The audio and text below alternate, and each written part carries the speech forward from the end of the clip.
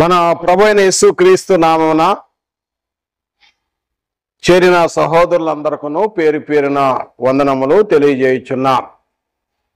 ప్రియమైన సహోదరులారా, ఈరోజు వాక్య భాగము చదువుకుందాం. వాక్య భాగము పాత నిబంధన ప్రసంగి గ్రంథము 12వ అధ్యాయం మొదటి వచనము చదువుతున్నాను.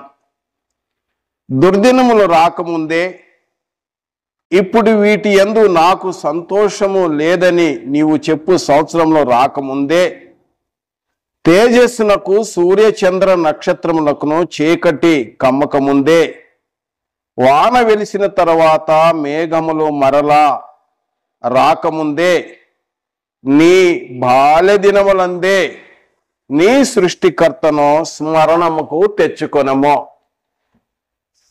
నీ బాల్య దినములందే నీ సృష్టికర్తను స్మరణకు తెచ్చుకొనము, స్మరించుకో.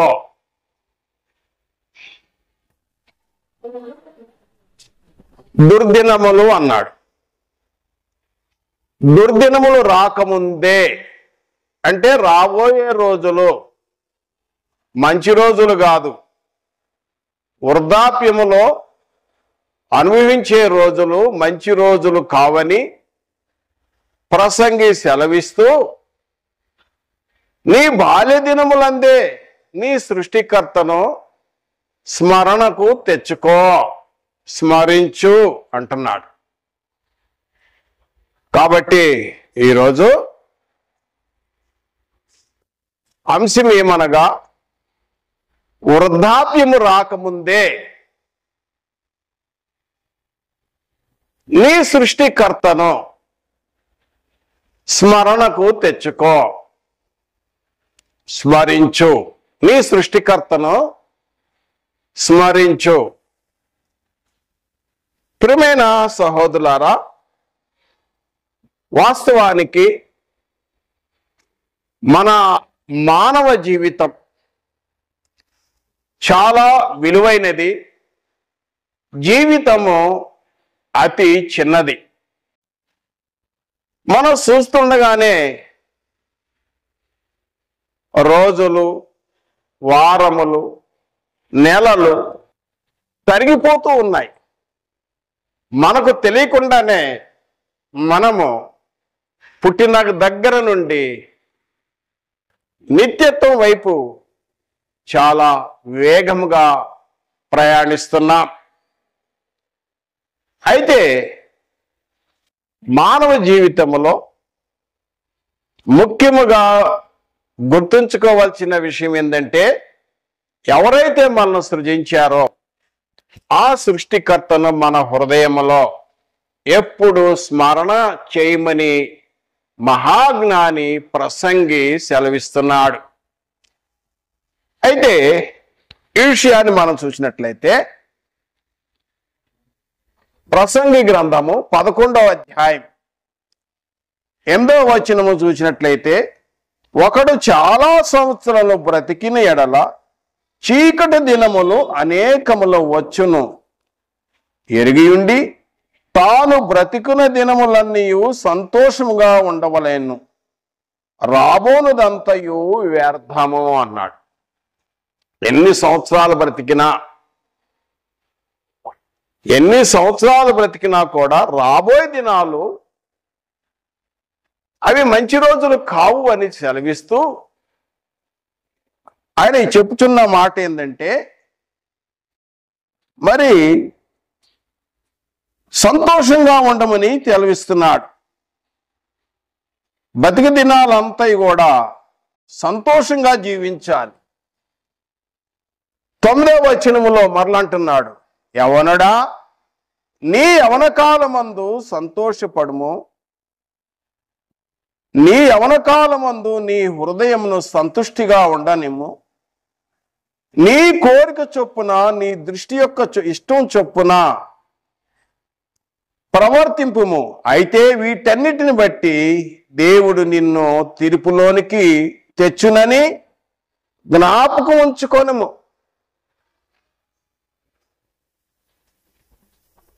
9వ వచనములో ప్రసంగి జ్ఞాపకం చేస్తున్నాడు. రిజాయిస్, సంతోషించు, సుఖించు అన్నాడు. ఇంతకుముందు అధ్యాయంలో కూడా అన్నాడు. ఇంతకుముందు అధ్యాయంలో కూడా చూచినట్లయితే 2వ అధ్యాయము 24వ వచనము, 2వ అధ్యాయము 24వ వచనం ప్రసంగి గ్రంథము, 8వ అధ్యాయం 12వ వచనము, 5వ అధ్యాయం 18, 19వ వచనము, ప్రసంగి గ్రంథము 8వ అధ్యాయం 15వ వచనములో కూడా సుఖించుము సుఖించుము సుఖించుము అని తెలియపరిచి 9వ వచనములో మహాజ్ఞాని, దైవజ్ఞానము కలిగిన ప్రసంగి అంటున్నాడు, యవనుడా నీ యవన కాలమందు సంతోషించు, సుఖించు, రిజాయిస్ అని చెప్పి వీటన్నిటిని బట్టి జడ్జిమెంట్, తీర్పు ఉంటుంది, ఆ విషయాన్ని జ్ఞాపకం ఉంచుకో అన్నాడు. ఒక ప్రక్కన రిజాయిస్ అన్నాడు, తర్వాత 2వ ప్రక్కన తీర్పు ఉంటుంది, జాగ్రత్త. నువ్వు చేసిన ప్రతి దాన్ని బట్టి తీర్పు ఉంటుంది. నీ ఇష్టం చొప్పున, నీ ఆలోచన చొప్పున, నీ దృష్టి చొప్పున నువ్వేది చేస్తావో ప్రతిదానికి లెక్క ఉంటుంది, తీర్పు ఉంటుంది. ఈ విషయం జాగ్రత్తగా ఉంచుకో, జాగ్రత్త పడు అని చెప్తున్నాడు. అయితే మరలా 10వ వచనంలో జ్ఞాపకం చేస్తున్నాడు, లేత వయసును నడిప్రాయమును గతించిపోనని గనుక నీ హృదయములో నుండి వ్యాకులమును తొలగించుకొనుము, నీ దేహము చెరుపు దానిని తొలగించుకొనుము. లేత వయసు, నడి వయసు, ముసలితనం ప్రతిదీ కూడా గతించిపోయాయే. అయితే నీ హృదయములో నుండి వ్యాకులము, నీ దేహము చెరుపు దానిని తొలగించుకొనుము అన్నాడు. మానవ యొక్క జీవితము పుట్టినది మొదలుకొని పసిపిల్లలు, బాలురు, నడి వయసు, వృద్ధాప్యము, ఈ విధంగా మానవ జీవితము పుట్టినవాడు గిట్టక తప్పదు. అయితే ఈ జీవితములో జరిగించిన ప్రతిదానికి తీర్పు అనేది ఉంటుందని 9వ వచనం చెప్పి 10వ వచనంలో మరలా జ్ఞాపకం చేస్తున్నాడు. లేత వయసు, నడిప్రాయము, వృద్ధాప్యము అన్నీ గతించిపోయాయే. అయితే నీ హృదయములో నుండి వ్యాకులము, నీ దేహము చెరుపు దానిని, అంటే 2 విషయాలు మాట్లాడుతున్నాడు. హృదయము అనగా ఆత్మ సంబంధమైనది. ఆత్మ సంబంధమైన వ్యాకులాన్ని, మరి చెరుపు దేహమును చెరిపేది, ఇది దేహ సంబంధమైనది. ఆత్మ సంబంధమైనది, దేహ సంబంధమైనది. 2 విషయాలు ప్రసంగి జ్ఞాపకం చేస్తున్నాడు, మహాజ్ఞాని.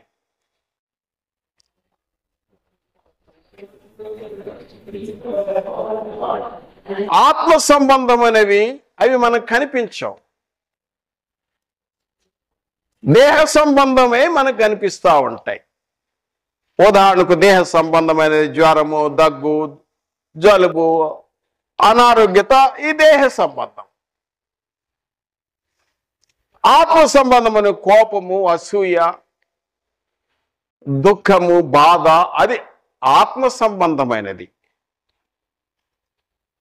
ఈ వ్యాకులము, నీ హృదయంలో వ్యాకులము, నీ చింత, దుఃఖమును వాటిని తీసేసుకో, ఈ దేహము చెరుపు దానిని తొలగించుకో అని చెప్పి మరలా 12వ అధ్యాయములో, ప్రసంగి గ్రంథము 12వ అధ్యాయం 1 నుండి 7 వచనాల్లో కావ్య అలంకార రూపములో గొప్ప సత్యాన్ని జ్ఞాపకం చేస్తున్నాడు. ఏమిటనగా వృద్ధాప్యం అనేది ఉన్నదే. వృద్ధాప్యం అనేది మంచిది కాదు. వృద్ధాప్యము ప్రతి ఒక్కరు జీవితంలో పుట్టిన దగ్గర నుండి వృద్ధాప్యమును అనుభవించవలసిందే. ఈరోజు యుక్త వయసులో ఉన్నావు, రేపు వృద్ధాప్యం వచ్చింది. ఆ విషయాన్ని మర్చిపోవద్దు. యుక్త వయసులో ఉన్నప్పుడు అర్థము కాదు ఆ వయసులో. మా జీవితంలో కలిగిన ఒక అనుభవం నేను తెలియజేస్తున్నాను.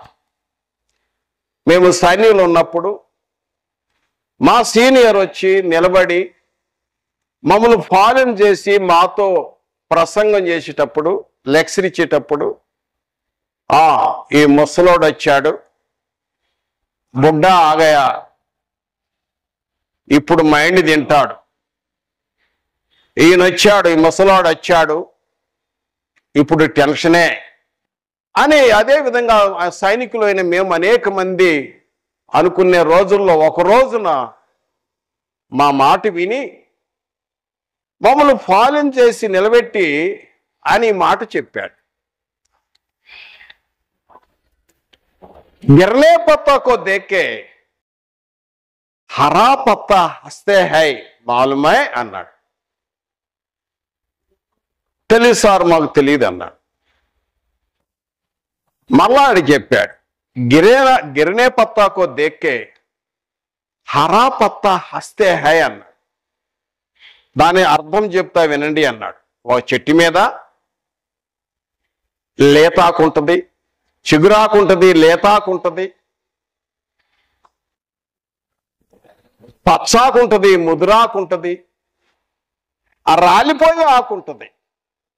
ఆ రాలిపోయే ఆకును చూసి అంట చెట్టు మీద ఉన్న పచ్చాకు ఏముంటదంటే, ఓహో నువ్వు రాలిపోతున్నావు అని నవ్విద్దట. అలాగే మీరు యుక్త వయసు ఉన్న మీరు సైనికులారా, నేను వృద్ధాప్య పెద్ద వయసు అని నన్ను అపహాస్యం చేయొద్దు. రేపు మీరు కూడా వృద్ధాప్యపు రోజులు ఎదుర్కోవాల్సి వస్తుంది. అయితే మీ యొక్క క్రమశిక్షణ చాలా ప్రాముఖ్యమని హెచ్చరించాడు. ఎందుకంటే ఈరోజు ప్రసంగి గ్రంథము 11వ అధ్యాయము 10వ వచనం చూసినప్పుడు మరలా జ్ఞాపకం చేస్తున్నాను. లేత వయసును నడిప్రాయమును గతించిపోవును గనుక నీ హృదయములో నుండి వ్యాకులమును తొలగించుకొనము, నీ దేహము చెరుపు దానిని తొలగించుకొనము. వీటిని తీసేయి. ఆత్మ సంబంధంగా మరియు శరీర సంబంధంగా చెరిపేది ఏది ఉంటే తొలగించుకోండి. మహాజ్ఞాని ఈ మాట చెప్తున్నప్పుడు నాకు ఆ రోజున దాదాపు 50 సంవత్సరాల క్రితం జరిగిన విషయాన్ని ఈరోజు నేను జ్ఞాపకం చేసుకుంటున్నాను. ఎందుకంటే పౌలు గారు కూడా కొరింథీయులకు రాసిన 2వ పత్రికలో 7వ అధ్యాయం 1వ వచనములో 7వ అధ్యాయం 1వ వచనము ఆత్మ సంబంధమైనది, దేహ సంబంధమైనవి చెరిపే వాటిని గురించి తెలియజేస్తూ ఈ లేఖన భాగము చదువుతున్నాను. ప్రియులారా, మనకు ఈ వాగ్దానం ఉన్నవి గనుక దేవుని భయముతోనూ పరిశుద్ధతను సంపూర్తి చేసుకొనుచు శరీరమునకును ఆత్మను కలిగిన సమస్త కల్మషము నుండి మనలను పవిత్రులుగా చేసుకొందము. ఆత్మ, శరీరము వీటి యొక్క కల్మషతను తొలగించుకోండి అంటాడు. పరిశుద్ధంగా ఉండండి అంటాడు. మహాజ్ఞాని ప్రసంగి కూడా ఇక్కడ ఇదే విషయాన్ని జ్ఞాపకం చేస్తున్నాడు. ఏమిటంటే లేత వయసు నడిప్రాయము గతించిపోయాయి గనుక నీ హృదయములో నుండి వ్యాకులమును తొలగించుకొనము, నీ దేహము చెరుపు దానిని తొలగించుకొనము. ఎందుకంటే రాబోయే దినాలు మంచివి కాదు, అవి దుర్దినాలు. ప్రసంగి 12వ అధ్యాయంలో మొదటి వచనంలో అవి దుర్దినములు అన్నాడు. దుర్దినములు రాకముందే వీటి యందు నాకు సంతోషము లేదని చెప్పు సంవత్సరాలు రాకముందే, అంటే రాబోయే రోజులు నువ్వు ఎన్ని సంవత్సరాలు జీవించినా కూడా 80 సంవత్సరాలు జీవించవచ్చు, 90 సంవత్సరాలు జీవించవచ్చు, లేక 100 సంవత్సరాలు జీవించవచ్చును. కానీ ఆ వృద్ధాప్యంలో అనుభవించే రోజులు మంచివి కావు అని, అవి దుర్దినాలని ప్రసంగి జ్ఞాపకం చేస్తున్నాడు. కాబట్టి ఈ విషయాన్ని మనం చూసినట్టయితే ఈ దుర్దినాలు రాక మునిపే నీ బాల్య దినములందే నీ సృష్టికర్తను స్మరణకు తెచ్చుకో.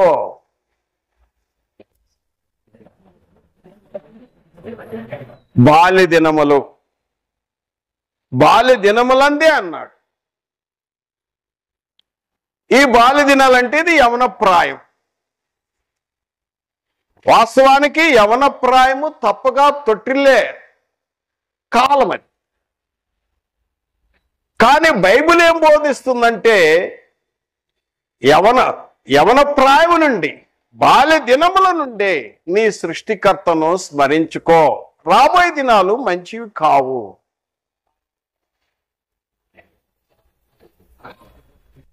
రాబో దినాలు నువ్వు ఎదుర్కోవాల్సి వస్తుంది. కాబట్టి నీ ఇప్పుడు నుండే, నీ బాల్య దినములు గురించి చెప్తున్నప్పుడు పరిశుద్ధ లేఖన మహాజ్ఞాని అయిన సొలొమోను సామెతలు 22:6 కూడా అంటాడు, నీ బాలుడు నడవలసిన త్రోవను వానికి నేర్పము, పెద్దవాడైనప్పుడు దాని నుండి తొలగిపోడు. బాల్య దినములు అనేక మందికి నేర్పుతాం మనం. మరి పెద్ద నాకు తొలగిపోతలే, అనేక మంది తొలగిపోయిన కూడా చూస్తున్నాం. కానీ ఈ బాల్య దినంలో నేర్చుకున్నది పెద్దవాడైనా కూడా గుర్తుంటది, ముసలివాడైనా కూడా గుర్తుంటది. ఎప్పుడైతే ముసలివాడవుతాడో అప్పుడు కూడా గుర్తుంటుంది. నేను అప్పుడు సండే స్కూల్లో నేర్చుకున్నాను, VBS క్లాసులో నేర్చుకున్నాను, నేను దేవుని ఆ మందిరంకి వెళ్ళినప్పుడు అక్కడ అనేకమైన పాఠాలు నేర్చుకున్నానని ఆ యొక్క చైల్డ్హుడ్ లో బాల్య దినాలు ఆయన నేర్చుకున్నాయి పెద్ద వయసున కూడా గుర్తుంటాయి. పరిశుద్ధ గ్రంథంలో మనం చూసినట్లయితే దేవుని వాక్కు ఏమి చెప్పుచున్నదంటే, నీ బాల్య దినములందే నీ సృష్టికర్తను స్మరించు. బాల్య దినములు అనగా మనం చూసినట్టయితే బాల్య దినములు ఎంత వయసు అయి ఉంటుంది అంటే 13 నుండి 16, 17 వయసు, టీనేజ్. ఇది టీనేజ్. ఒకరోజు ఈ బాల్య దినాల గురించి వివరణ చేశాను సంఘంలో. ఇది టీనేజ్. ఈ టీనేజ్ లో 13, 14, 15, 16 ఈ ఏజ్ నుండే సృష్టికర్తను స్మరిస్తూ ఉండాలని మహాజ్ఞాని సెలవిస్తున్నాడు.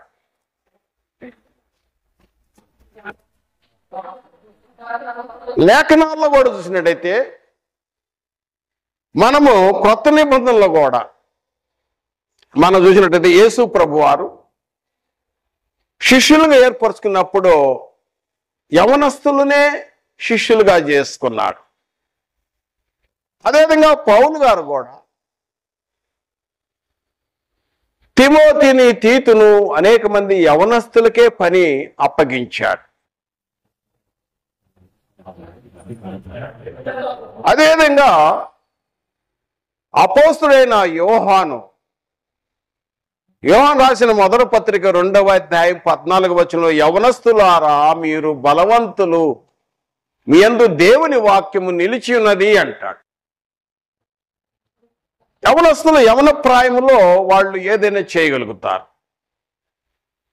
వృద్ధాప్యం వచ్చింది, అనుభవం చాలా ఉంటుంది, కానీ దేహము సహకరించదు. అనుభవం ఉంటుంది కానీ దేహము సహకరించదు.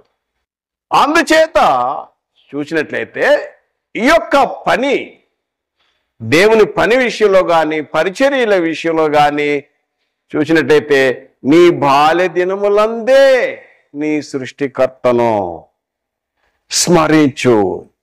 నీ బాల్య దినములందే దేవుని పని చేయి. నువ్వు టీనేజ్ నుండే 15, 16 ఆ ఏజ్ నుండే దేవుని పని చేయి. మనం చూశాం, యేసు ప్రభు వారు యవనస్తులను ఎన్నుకున్నాడు. పౌలు గారు యవనస్తులకు పని అప్పచెప్పాడు. యోహాన్ అంటాడు, యవనస్తులారా మీరు బలవంతులు అన్నాడు.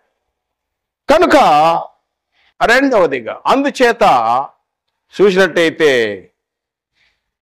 నీ బాల్య దినములందే నీ సృష్టికర్తను స్మరించు. ఎందుకంటే వృద్ధాప్యం ఇప్పుడు వస్తున్నారు. తర్వాత భాగంలో వృద్ధాప్యం దుర్దినములు అన్నాను.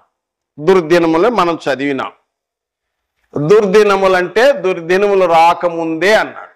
అంటే రాబోయే రోజులు దుర్దినాలు, వృద్ధాప్యపు రోజులు చాలా కష్టమైన రోజులు అవి. ఇప్పుడు నా వయసు 72 సంవత్సరములు. ఈ వయసులో, ఈ పెద్ద వయసులో అనేకమైన అనుభవాలు నేను చూస్తున్నాను. అనుభవాలు తెలియజేస్తాను. కొద్ది మాటలు వృద్ధాప్యం గురించి, ముసలితనం గురించి కొన్ని మాటలు. ఈ వృద్ధాప్యం ఎలా ఉంటుందంటే, ఈ దేహము కృషించిపోతా ఉంటుంది. ఈ దేహము శిథిలమైపోతా ఉంటుంది. బాల్యదినము యవన ప్రాయములో ఉన్న ఆహారము, ఆ సౌందర్యము వృద్ధాప్యంలో ఉండదు. శరీరము ముడతలు పడుతుంది. శరీరములో సత్తువ తగ్గిపోతుంది. శరీరంలో సత్తువ తగ్గిపోతాయి. నరాలు బలహీనతలు అవుతాయి. కంటి చూపు తగ్గుతూ ఉంటది. వినికిడి తగ్గుతూ ఉంటది. తర్వాత చూసినట్లయితే ఈ వృద్ధాప్య రోజులు దుర్దినాలు, ముసలముతనం రోజులు చాలా కష్టమైన రోజులే. ఆ రోజుల్లో ఎలా ఉంటుందంటే అనేక విషయాలు ఎదుర్కోవాల్సి వస్తుంది. ఇతరుల మీద ఆధారపడవలసి వస్తుంది. ఆ కుటుంబంలో ఎంత టీం లీడర్ అయినా, ఎంత నాయకుడు అయినా వృద్ధాప్యం రాగానే ఆ ఓల్డ్ ఏజ్లో నీ మాట వినేవాళ్ళు తక్కువ మంది అవుతారు. సలహా ఇస్తున్నా కూడా ఆ యవనస్తులు ఏమంటారంటే, మీది ఓల్డ్ ఫ్యాషను, ఓల్డ్ ప్యాటర్న్ అంటారు, మీది పాత పద్ధతులు అని సలహాలు కూడా అంగీకరించారు. నిర్లక్ష్య పెడతా ఉంటారు. వృద్ధాప్యం రాగానే ఇతరుల యొక్క సహాయం కోసము వృద్ధాప్యంలో ముసలితన వారు కోరతారు. వాస్తవానికి ఆ బాధ్యత ఎవరిది? బిడ్డలది, పిల్లలది. కుమారులు కుమార్తెలు ఉన్నప్పుడు వాళ్ళు బాధ్యత తీసుకోవాలి వృద్ధాప్యంలో ఉన్న వారిని. ఎందుకంటే చిన్నప్పుడు మీరు పెంచి పెద్ద చేశారు కాబట్టి దగ్గొచ్చినా తుమ్మొచ్చినా, అక్కడ దగ్గొస్తే ఇక్కడ తుమ్ములు వచ్చినాయి తల్లిదండ్రులకు. అలాంటి పరిస్థితుల్లో ఎంతో ప్రేమగా చూసినప్పుడు, తల్లిదండ్రులు వృద్ధాప్యం వచ్చినప్పుడు కుమారులు బాధ్యతగా తీసుకొని వారికి ప్రత్యుపకారము చేయవలెను. ఎంతమంది పిల్లలున్నా ఆ పిల్లలు గనక ఆ వృద్ధాప్యంలో ఉన్న పెద్దవారిని గనక, ముసలివారిని గనక చూడకపోతే పిల్లలు ఉంటేమి ఓడితేమి. కాబట్టి ఆ బాధ్యత చేసేవారు అనేక మంది పిల్లలను చూస్తున్నా, అనేక మంది పిల్లలు వాళ్ళ తల్లిదండ్రులను ఎంతో జాగ్రత్త వహిస్తూ చూసే కుమారులు కుమార్తెలు ఉన్నారు. వాస్తవానికి కుమార్తెలు అంటే ఆడపిల్ల, అక్కడ పిల్ల అయినా కూడా తన భర్తకు సముదాయించుకొని చెప్పుకొని త్యాగం చేసి తల్లిదండ్రులను చూసే ఆడపిల్లలు లేకపోలేదు. కనుక ఈ వృద్ధాప్యం అనేది ఎలాంటిదంటే అనేక విషయాలు ఎదుర్కోవాల్సి వస్తుంది. ఈ వృద్ధాప్యంలో ఉంటున్నప్పుడు మంచివి చూసే పిల్లలు ఉన్నారనుకో బాధే లేదు. చూడని పిల్లలు ఉన్నారనుకో వాళ్ళ పరిస్థితి, వాళ్ళ దుస్థితి చాలా దుఃఖకరమైన పరిస్థితి. ఈ పెద్ద వయసులో ఉన్నప్పుడు ఏదైనా టెన్షన్లో వచ్చి గబాలన కాలు చేయి పడిపోయింది అనుకోండి, అప్పుడు ఇంకా ఈ వృద్ధాప్యములో ఎదుర్కొనే సమస్యలు ఇంకా భయంకరమైనవి. ఒకవేళ కాలు చేయి పడిపోయి బిడ్డకే పరిమితం అయ్యాడు అనుకోండి, బాగా చూసే వాళ్ళు ఉన్నారనుకోండి, చూసే కొడుకు కానీ కోడలు కానీ చూసేవాళ్ళు కుటుంబ సభ్యులు ఉన్నారనుకోండి, వారు అప్పుడేం చేస్తారు, ప్రత్యేకమైన నీకు ఒక రూమ్ ఇస్తారు, ప్రత్యేకంగా ఒక గ్లాస్ ఉంటుంది, నీకు ప్రత్యేకంగా వాటర్ గ్లాస్ సపరేట్ ఉంటుంది, ప్రత్యేకమైన ప్లేట్ ఉంటుంది, నీకు ప్రత్యేకమైన బెడ్ ఉంటుంది. అంటే వాళ్ళు కలుపుకోరు, అంతా సపరేట్ ఇస్తారు. ఎందుకంటే నువ్వు బెడ్ పేషెంట్ కాబట్టి. వర్షాకాలం రాగానే కప్పుకుని దుప్పటి కొని పెడతారు, రూముల్లో ఫ్యాన్లు ఉంటాయి, అన్నీ ఉంటాయి. కానీ పలకరించే వాళ్ళు తక్కువ మంది అవుతారు. మరి భార్య ఏం సహకరిస్తుంది? ఆమె కూడా వృద్ధాప్యం ఉంటుంది కదా, నా బాధ నాకే లేదు, నేను చూసేదయ్యా అంటది భార్య, ఒకళ్ళ భార్య ఉంటే. కనుక ఈ వృద్ధాప్యం అనేది చాలా దుర్దినములు అని మహాజ్ఞాని జ్ఞాపకం చేస్తూ, ఈ కష్టదినాలు రాక మునిపే నీ సృష్టికర్తను స్మరించుకో అన్నాడు. అంటే ఈ బాల్య దినములన్నీ టీనేజ్ నుండి దేవుని సన్నిధిలో నువ్వు సమయం గడిపితే ఈ దుర్దినాలను నుండి తప్పించుకుని ఎదుర్కొని, అంటే దేవుడు సహాయం చేస్తాడనే కదా ఉద్దేశం ఇక్కడ. వాటిని తప్పించుకునే మార్గం ఉందనే.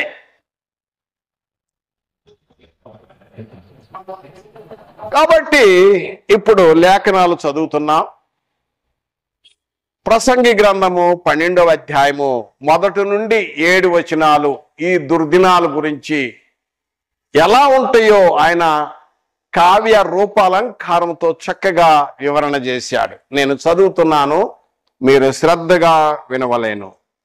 దుర్దినములు రాకముందే ఇప్పుడు వీటి యందు నాకు సంతోషం లేదని నీవు చెప్పు సంవత్సరము రాకముందే తేజస్సునకు సూర్యచంద్ర నక్షత్రములు చీకటి కమ్మకం, వాన వెలిసిన తర్వాత మేఘములు మరలా రాకముందే నీ బాల్య దినములందే నీ సృష్టికర్తను స్మరణకు తెచ్చుకొనము. ఆ దినమున ఇంటి కావలి వారు బలిష్ఠులు వంగుదురు, విసురువారు కొద్దిమంది అగుట చేత పని చాలించుకొందురు, కిటికీలో గుండా చూచువారు కానలేకయుందురు, తిరగటి రాళ్ళు ధ్వని తగ్గిపోవును, వీధి తలుపులు ముయ్యబడును, పిట్ట యొక్క కోతలు ఒకడు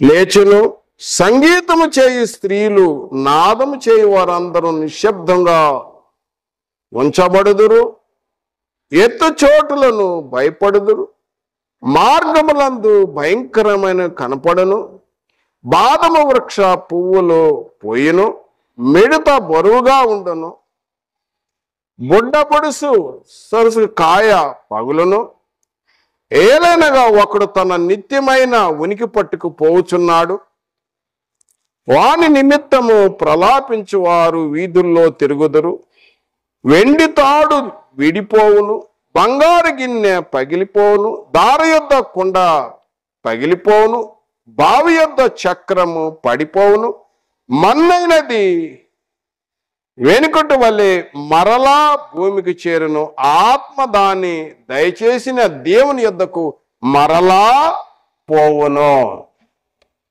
7 వచనాల్లో మొదటి 7 వచనాలు ప్రసంగి జ్ఞాపకం చేస్తున్నాడు. ఈ దుర్దినములు అంటే ఎలా ఉంటాయి అంటే, రాబోయే దుర్దినాలు, ఆ దుర్దినాలు ఎలా ఉంటాయి అంటే, కళ్ళు కనపడవు, చెవులు వినపడవు, ఎంత బలిష్ఠులైనా వంగిపోతారు. నీకు పరిచయం చేసేవాళ్ళు అనేక మంది కూడా తగ్గిపోతారు. ఈ విధంగా మరి విశేషంగా చూసినట్టయితే 6వ వచనములో అంటాడు, 6వ వచనములో వెండి తాడు విడిపోవును, బంగారు గిన్నె పగిలిపోవును, దార యొద్ద కుండ పగిలిపోవును, బావి యొద్ద చక్రము పడిపోవును. 6వ వచనంలో శ్రద్ధగా గమనించాలి. వెండి త్రాడు విడిపోవును, వెండి తాడు విడిపోవును. ఏంటి వెండి తాడు? ఆత్మ శరీరమును కలిపే ఈ వెండి తాడు విడిపోయింది. బంగారు గిన్నె బంగారు లాంటి గిన్నె పగిలిపోయింది, బంగారు లాంటి జీవితం పగిలిపోయింది. ఒక బావి దగ్గర చక్రము విరిగిపోయింది, ఆ చేదే నీరు వచ్చే అవకాశం లేదు, ఎందుకంటే ఆ కొండ కూడా పగిలిపోయింది.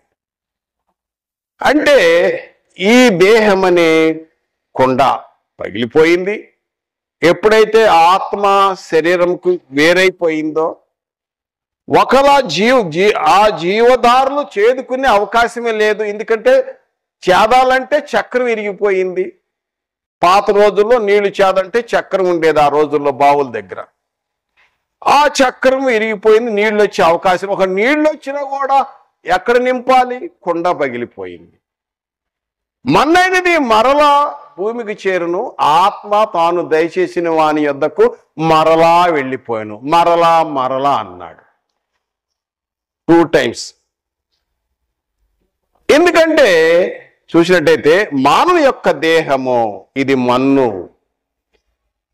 దేవుడైన యెహోవా అన్నాడు, ఆదికాండం 3వ అధ్యాయం 19వ వచనంలో, నువ్వు మన్నే కదా అన్నాడు. నువ్వు మన్నే కదా, నువ్వు మన్నైపోతావు అని చెప్పాడు, మంటికి చేరుకుంటావు అని చెప్పాడు. ఆదికాండం 3వ అధ్యాయము 19వ వచనంలో. కాబట్టి ఇక్కడ ప్రసంగి కూడా అదే విషయాన్ని జ్ఞాపకం చేస్తున్నాడు. మన్నైనది మరలా ఎక్కడి నుంచి వచ్చిందో అక్కడ మరలా అన్నాడు. ఆత్మ మరలా ఎక్కడి నుంచి వచ్చినో అక్కడికి మరలా వెళ్ళిపోతుంది, ఈ వేరైపోతుంది. చూశారా 6వ వచనం? జీవితం అనే వెండి తాడు విడిపోయింది, బంగారు జీవితము పగిలిపోయింది. నీళ్లు చేదుకునే అవకాశమే లేదా, జీవధారలు తీసుకొని నింపుకొని దేహంలో నింపుకునే అవకాశమే లేదు, ఎందుకంటే మంటి కొండ గనుక మంటిలో కలిసిపోయింది. తర్వాత వ్యర్థం 8వ వచనంలో సమస్తము వ్యర్థము అన్నాడు.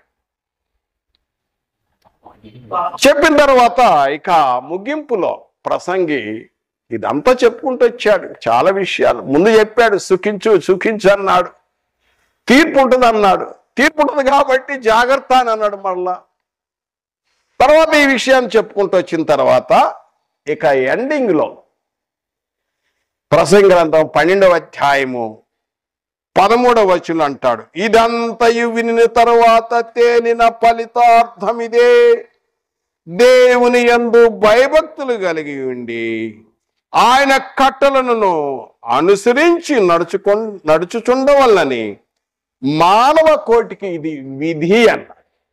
దిస్ ఈజ్ డ్యూటీ అన్నాడు. ఇదంతా వినిన తర్వాత తేలిన ఫలితార్థం ఏంటంటే మానవాళికి, సమస్త మానవులారా దేవుని యందు భయభక్తులు కలిగి ఉండండి.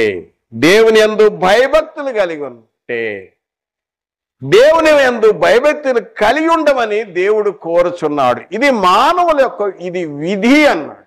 This is duty.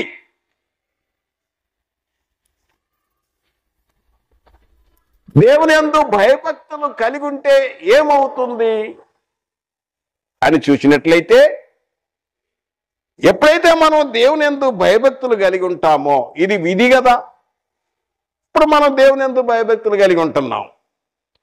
దేవుని యందు భయభక్తులు కలిగినప్పుడు ఏమి జరుగుతుందంటే, కీర్తన గ్రంథము 97వ కీర్తన 10వ వచనం, కీర్తన 97 10వ వచనములు అంటాడు, యెహోవాను ప్రేమించు వారలారా చెడుతనమును అసహించుకొనిడి. ఎప్పుడైతే దేవుని యందు భయభక్తులు కలిగి ఉంటామో అప్పుడే మనము చెడుతనమును విసర్జిస్తాము. First point.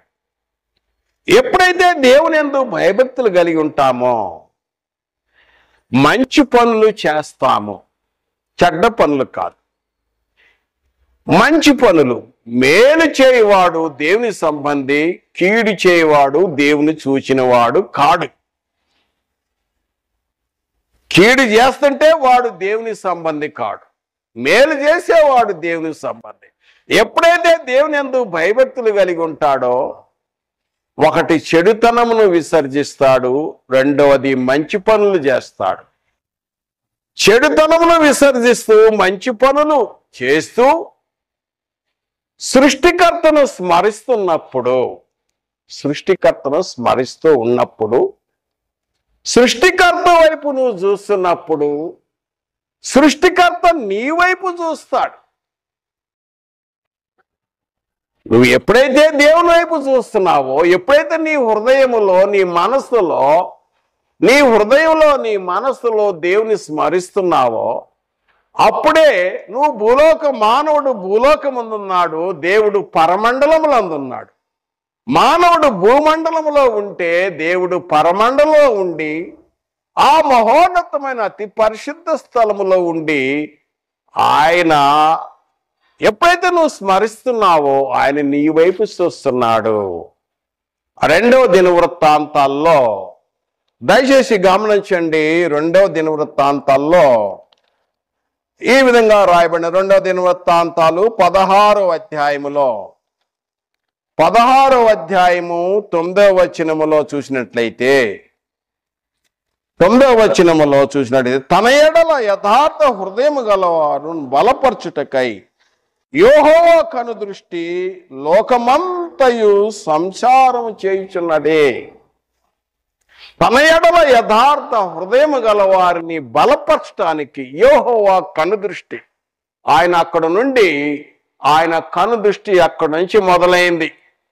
అట్లా చూస్తా ఉంటున్నాడు. అది చూస్తున్నప్పుడు మనము ఆయన వైపు చూసామనుకోండి, దేవుని వైపు చూసామనుకోండి, ఇంతకంటే గొప్ప భాగ్యం లేదు. దేవుడు నీ వైపు చూస్తున్నప్పుడు, నువ్వు దేవుని వైపు చూస్తున్నప్పుడు ఇంతకంటే మించిన గొప్ప భాగ్యం ఏముంది? తన ఎడల యథార్థ హృదయము గల వారిని బలపరచుటకు ఆయన కనుదృష్టి భూలోకమంతా సంచారము చేయుచున్నది, తిరుగుచున్నది. ఒక కెమెరా లాగా ఆయన కనుదృష్టి ఇట్లా చూస్తా ఉన్నది. ఆయన స్మరిస్తూ ఆయనతో ఉంటున్నప్పుడు ఆ దేవుని యొక్క కనుదృష్టిలో పడితే ఇంతకంటే గొప్ప భాగ్యం ఏమున్నది? ఇది ఎప్పుడు సాధ్యమంటే ఆయన యందు భయభక్తులు కలిగి ఉన్నప్పుడు. అందుకోసమే ప్రసంగి అన్నాడు, ఇది మానవ కోటికి ఇది విధి. ఎందుకంటే రాబోయే దినాలు దుర్దినాలు, పొందబోయే దినాలు కష్టదినాలు ఎదుర్కొనే కష్టమైన రోజులు కాబట్టి నీ బాల్య దినములందే నీ సృష్టికర్తను స్మరించుకో. ఆయనందు భయభక్తులు కలిగి ఉన్నప్పుడు, ఆయన స్మరిస్తున్నప్పుడు అనేకమైన మంచి పనులు చేస్తున్నామని తెలుసుకుంటూ, అదేవిధంగా ఆయన కనుదృష్టి నరులు, ఆయన అక్కడుండే ఆకాశం మంది ఉండే నరులందరినీ ఒకేసారి చూడగల దేవుడు, శక్తిమంతుడు దేవుడు. హెబ్రీ పత్రిక 4:13 కూడా అంటాడు. 4:13 హెబ్రీ పత్రికలో ఆయనకు కనిపించని సృష్టము ఏదీ లేదు. ఆయన అక్కడ నుండి మంచివాళ్ళను చెడ్డవాడిని కూడా చూస్తున్నాడట. ప్రతి ఒక్కటి చూస్తున్నాడు ఆకాశం మందు ఉన్న దేవుడు. ఎప్పుడైతే మనము ఆయన యందు భయభక్తులు కలిగి ఆయన స్మరిస్తూ హృదయంలో తలంచుకొనొచ్చు ఆయన వాక్యాలు ధ్యానిస్తున్నప్పుడు దేవుని యొక్క దృష్టిలో పడిపోతావు. ఎందుకంటే మలాకి గ్రంథంలో కూడా, మలాకి గ్రంథము దయచేసి గమనించండి, 3వ అధ్యాయము 16వ వచనములో కూడా చూసినట్టయితే ఆయనందు భయభక్తులు గల వారి గురించి ఆయన దగ్గర ఒక గ్రంథం ఉందంట. ఆయనందు భయభక్తులు కలిగి ఆయన స్మరించు వారిని ఆయన గ్రంథంలో పేర్లు రాసుకుంటున్నాడట. మలాకి గ్రంథము 3వ అధ్యాయము 16వ వచనము చూసినట్టయితే, అప్పుడు యెహోవా యందు భయభక్తులు గలవారు ఒకరితో ఒకరు సంభాషించుకొనిచుండగా యెహోవా చెవియొగ్గి ఆలకించెను. మరి యెహోవా యందు భయభక్తులు కలిగి ఆయన నామమును స్మరించు ఉండు వారికి జ్ఞాపకార్థంగా ఒక గ్రంథము ఆయన సముఖమందు రాయబడెను. దేవుని దగ్గర ఒక గ్రంథం ఉంది. ఆ గ్రంథములో ఆయన స్మరించేవారు, ఆయన ఎందుకు భయభక్తులు కలిగేవారు ఎవరైతే ఉన్నారో ఆయన గ్రంథంలో పేరు లిఖితమవుతుంది అన్నాడు. ఇది పాత నిబంధనల విషయాన్ని నేను జ్ఞాపకం చేస్తున్నాను. మహాజ్ఞాని ప్రసంగి సొలొమోను అంటాడు, మానవ కోటికి ఇది విధి ఏంటంటే దేవుని యందు భయభక్తులు కలిగి ఉండండి అంటున్నాడు. రాబోయే దినాలు మంచి రోజులు కాదు, వాటి నుండి తప్పించుకునే మార్గము ఉంది. ఏందంటే దేవుని యందు భయభక్తులు కలిగి ఉండండి. ఎప్పుడైతే దేవుని యందు భయభక్తులు కలిగి ఉంటాడో చెడుతనం అసహించుకుంటాడు, మంచి పనులు చేస్తూ ఉంటాడు, ఎప్పుడు ధ్యానిస్తూ ఉంటాడు కదండి. ఉదాహరణకు నేను ఒక ఎగ్జాంపుల్ చెప్తాను. నేను ఎప్పుడు ఇదే స్మరణ చేసుకుంటా. దుష్టులు ఆలోచన చొప్పు నడవక, పాపుల మార్గము నిలవక, అపహాసకులు కూర్చుండ చోట కూర్చుండక, యెహోవా ధర్మశాస్త్రమునందు ఆనందించుచు దివారాత్రులు ధ్యానించువాడు ధన్యుడు. ఆయనందు భయభక్తులు కలిగి ఉన్నప్పుడు, ఆయన ధ్యానిస్తున్నప్పుడు ఆకాశముందున్న దేవుడు ఆయన కనుదృష్టిలో నువ్వు కనపడుతున్నావు. దేవునికి ఇష్టడుగా ఉంటావు. అది దేవునికి ఇష్టడుగా ఉంటావు. తర్వాత ప్రసంగి గ్రంథంలో చూసినట్టయితే మనం ప్రసంగి గ్రంథం ముగింపులోకి వచ్చున్నాం. 12వ అధ్యాయం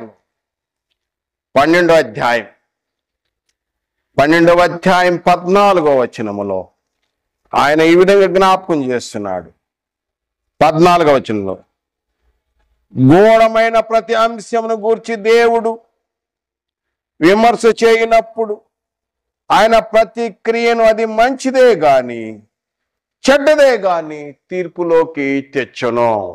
తీర్పులో గూఢమైన ప్రతి అంశమును గూర్చి అంటే రహస్యమైన ప్రతి అంశము దేవుడు విమర్శ చేసినప్పుడు ప్రతి క్రియ అది మంచిదే గాని చెడ్డదే గాని దేవుడు తీర్పులోకి తీసుకొస్తాడు. 9వ వచనం 11, 9 కూడా చదివాం. ఎవరుడా నువ్వు సంతోషపడు, సుఖించు, నీ దృష్టి పట్టుకుని ఇష్టం జరిగిస్తున్నావేమో జాగ్రత్త, తీర్పు ఉంటుంది, జడ్జిమెంట్ ఉంటుంది, నువ్వు చేసే ప్రతి పనికి తీర్పు ఉంటుంది అని హెచ్చరించాడు. హెచ్చరిస్తూ ముగింపులో ఈ విషయాన్ని జ్ఞాపకం చేస్తున్నాడు. గూఢమైన ప్రతి అంశంను గురించి అది మంచిదే గాని చెడ్డదే గాని విమర్శ జరిగిద్ది. ఆ రోజున దేవుని ఎదుట నిలబడవలసి వస్తుంది. ఈ యాత్ర పుట్టినవాడు గిట్టక తప్పదు. మరణం రుచి చూడక జీవించే నరుడు ఎవరైనా ఉన్నారా? ఎవరు లేరు. ఈ లోకంలో ప్రతి మానవుడు యాత్రికుడు, పరదేశి. కాబట్టి రేపు ఒక రోజు దేవుని యొక్క సింహాసనం ఎదుట నిలబడి మన గురించి లెక్క చెప్పే రోజు ఒక రోజు ఉంటుంది. ఒకవేళ నువ్వు దేవుని స్మరిస్తూ మంచి పనులు చేస్తూ ఉంటే ఆయన ఎదుట నిలబడ్డప్పుడు, అయ్యా నేను చాలా మంచి పనులు చేశాను అయ్యా, ఓకే నువ్వు మంచి పనులు చేశావో నువ్వేమేం చేసావో నీ డాక్యుమెంట్ అంతా ఓపెన్ అవుతుంది. మన పుస్తకాలు తెరవబడతాయి. ప్రకటన గ్రంథము 20:12 కూడా గొప్పవారేమి కొద్దివారేమి ఆయన సింహాసనం ఎదుట నిలబడి ఉంటుట చూచి తిని అంటాడు యోహాను భక్తుడు. కానీ ఒక తీర్పు ఉంటుంది ఆ జడ్జిమెంట్ రోజున. ఆ రోజున చూసి, ఓ ప్రభా నువ్వా, నేను నమ్మలేకపోయాను. నువ్వు నమ్మలేకపోతే ఆ రోజు నేరం అవుతుంది. నేను నమ్మలేదు అంటే విశ్వాసం ఉంచని వానికి ఆ రోజు ప్రతిదండన ఉంటుంది. ఓ ప్రభువా నువ్వా, అయ్యా నేను ఎన్నో మర్చిపోలేదు. సరే నువ్వు ఏం చేసావు, నీ డాక్యుమెంటు అంతా వచ్చేసింది. జీవిత వాని క్రియలు అంత వచ్చేస్తాయి, లెక్క చూస్తారు ఆ రోజు తీర్పు రోజు. అదే విషయాన్ని క్రొత్త నిబంధనలో కూడా ఇదే విషయాన్ని ఇక్కడ విషయాన్ని క్రొత్త నిబంధనలో కూడా మనం చూసినట్టయితే కొరింథీ రాసిన 2వ పత్రికలో పౌలు గారు 4వ అధ్యాయం ఆఖరి వచనంలో బాహ్య పురుషుడు కృషించుచున్నాను అంటాడు. ఈ బాహ్య పురుషుడు అంటే ఈ దేహము కృషించిపోయేదే. కొన్ని రాసిన 2వ పత్రిక 5వ అధ్యాయం 1వ వచనం, భూమి మీద మన గుడారము అయిన నివాసము శిథిలమైపోయినను ఈ దేహము శిథిలమైపోతా ఉంటది. ఈ గుడారము, ఈ టెంట్, ఈ షమీనా శిథిలమైపోయేదే. ఏదో ఒక రోజున మంటిలో కలిసిపోయేదే.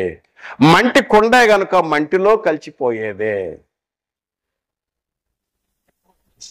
కాబట్టి ఆయన అంటాడు కొన్ని రాసిన 2వ పత్రికలో 5వ అధ్యాయంలో 9వ వచనంలో దేవునికి ఇష్టలుగా జీవించాలి అంటాడు. దేవునికి ఇష్టలుగా ఉండాలి. దేవునికి ఇష్టలుగా ఈ లోకంలో జీవించినంత కాలము దేవునికి ఇష్టలుగా జీవించాలి. ఇది చాలా ప్రాముఖ్యం.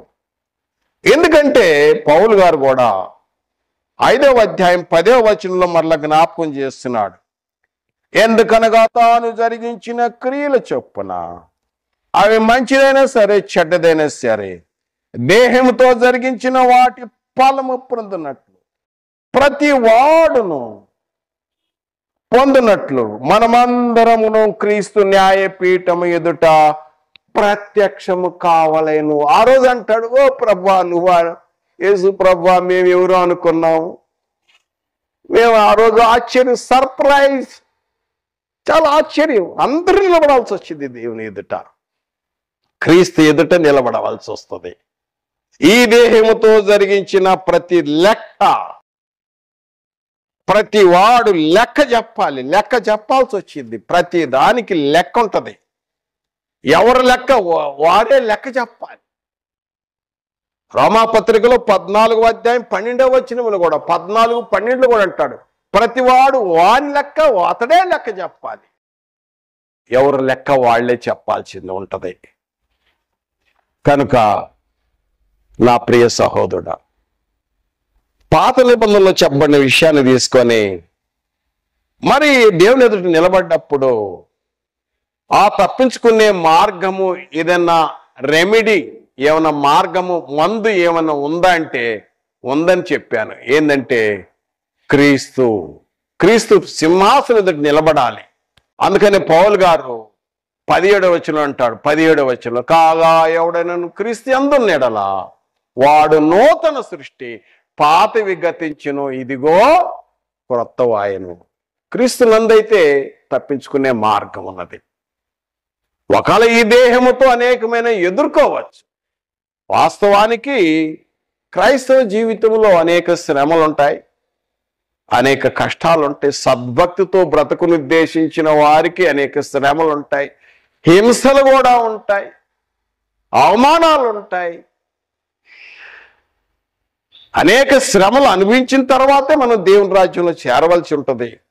కానీ ఈ దేహము వలన ఏమీ ప్రయోజనం లేదు. ఈ దేహం వల్ల ప్రయోజనం లేదు. ఆత్మ సంబంధమైన దాని విషయం మనం ప్రయాసపడాలి. అక్షయమైన దాని గురించి మనం ప్రయాసపడాలి. కనుక పాఠంలో నా ప్రియ సహోదరుడా, మనము ఈ దుర్దినాలు రాకముందే కష్టదినాలు రాకముందే దేవుని స్మరణ చేసుకో, హృదయంలో ధ్యానం చేయి, దేవునికి ఇష్టలుగా జీవించు.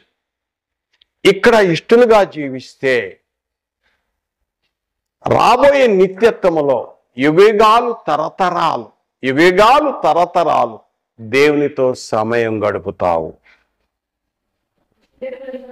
అందుకని మహాజ్ఞాని ప్రసంగి ఆయన జ్ఞాపకం చేస్తున్నాడు, దుర్దినములు రాకముందే, వృద్ధాప్యము రాకముందే, యవనుడా నీ బాల్య దినములందే నీ సృష్టికర్తను స్మరించుకో.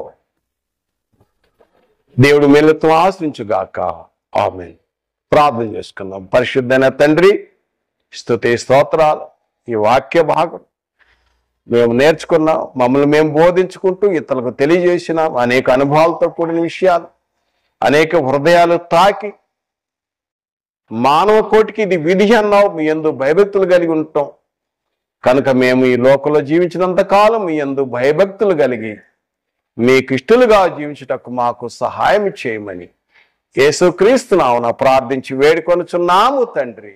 ఆమేన్.